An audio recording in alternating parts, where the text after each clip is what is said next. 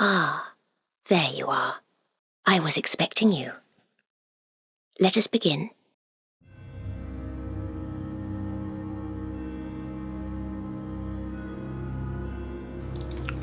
Long before the dark root garden, before the endless twilight and the crumbling ruins, this land once held a different name.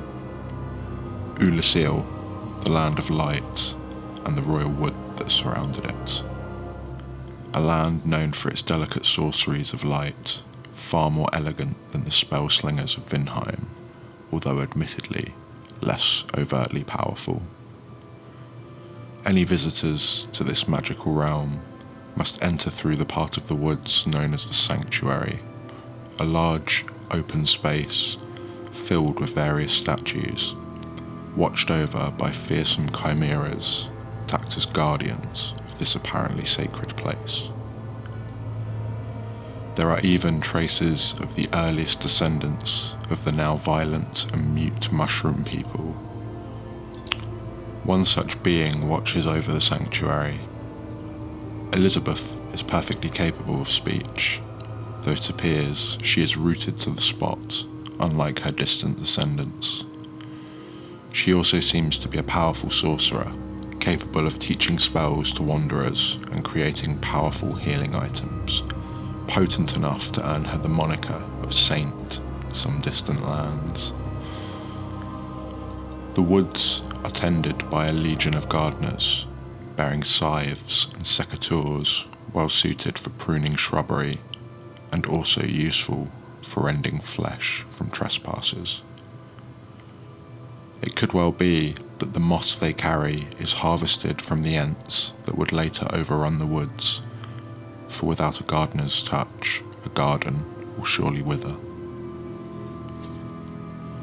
Watching over both the gardeners and the woods themselves are giant stone guardians, oddly familiar to the ones found in the Darkroot Gardens, albeit they look a lot less weathered, and bear axes in place of swords and shields. But one thing is clear, the armour is of the same design, and so they were surely fashioned by the same hands. It would seem that Oolacile's stalwart defenders would not forsake their duty, even after their kingdom turned to dust. Though the gardeners and knights would serve to defend their land adequately against most invaders, there is one creature that roams the woods that none in Oolacile would dare oppose. Swooping across the skies above the woods, a giant black dragon surveys the landscape with his single crimson eye. Calamite, the Calamity Dragon, has taken up residence in a ravine near the base of the woodlands, scorching any foolhardy adventurers that trespass with a heavy black flame, said to feel more like a heavy blow than a blaze. A mighty beast, Calamite was one of the last surviving dragons, but much more powerful than most of his kin. He was so fearsome that even the mighty lords of Anor Londo dared not strike against him.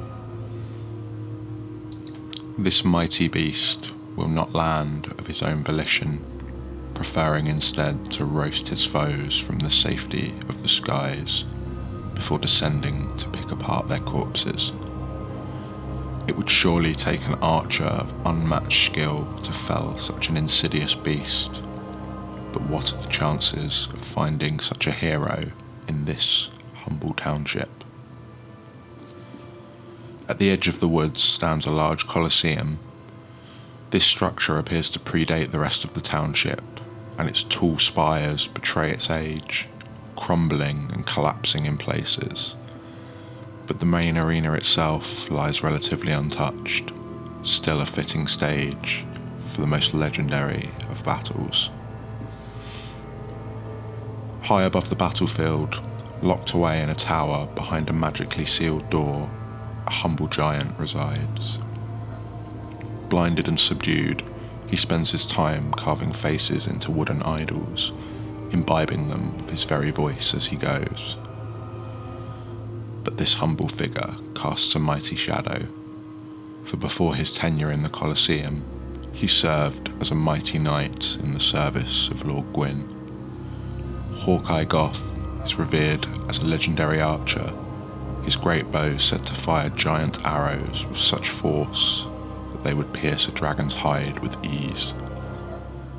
And so, in the unlikeliest of places, an ancient dragon slayer and a chosen hero would convene, and between them slay the mighty black dragon that ravaged the landscape. Beyond the Colosseum lies the township proper, a modest construction when compared to the size and stature of the Colosseum that dwarfs it. But this gentle town harbours a deadly darkness. The residents of Oolacile were known for sorceries of light, but they also perfected another type of sorcery, one of darkness. These sorceries were powerful, and where most of Oolacile's sorceries are known for being gentle, more passive spells, those of dark were violent, offensive sorceries. It is unknown whether they came upon these sorceries themselves, or whether they were gifted them, but one thing is for sure. A dark serpent came before the residents of Oolacile and spoke to them, urging them to dig below, promising them the answers they sought would await them. And dig they did, deeper and deeper, until they unearthed a grave, housing a primeval man. But he was not dead, merely asleep or sealed away. When the residents uncovered this creature, they imprisoned it quickly, carrying out experiments upon it, torturing it, and twisting it, probing for answers. This creature is known as Manus, father of the abyss. The residents pushed too far, took something from Manus, a pendant. But perhaps this pendant was also the thing keeping the innate darkness inside this primeval human from overflowing. For when the pendant was taken, Manus exploded with rage. Darkness poured forth from him in such quantities that it gave birth to the abyss itself, an intangible blackness in which no life can thrive. This darkness began to spread, fueled by the rage Manus felt. The effects of this spread can be seen on the township and its residents.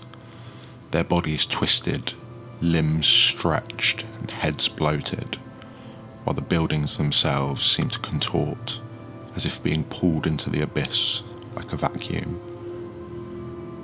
Descending down to the dungeons below the city, the abyss has fully consumed the surroundings, thrusting them into perpetual darkness. Centred around the very cell that no doubt housed the father of the abyss, a plain of blackness spreads out as far as the eye can see. All hope was lost, and the township was in disarray. The mighty Anorlondo could not be seen to stand by and do nothing. And so, the mighty hero, Artorius, was dispatched to put an end to this newly formed evil. The stories are patchy, the sources questionable, but there is one thing we know for certain. Artorius gained the title Abyss Walker from this endeavour, and though he fell, the spread of the abyss was halted. And so it was, mighty hero stood against the very face of darkness, and proved that a lowly beast could never hope to best a hero with nary a murmur of dark. But time has scrubbed clean any trace of this once grand kingdom, and with it the truth behind the tales. All that remains are ashes and whispers in the wind, and tales told around the fire.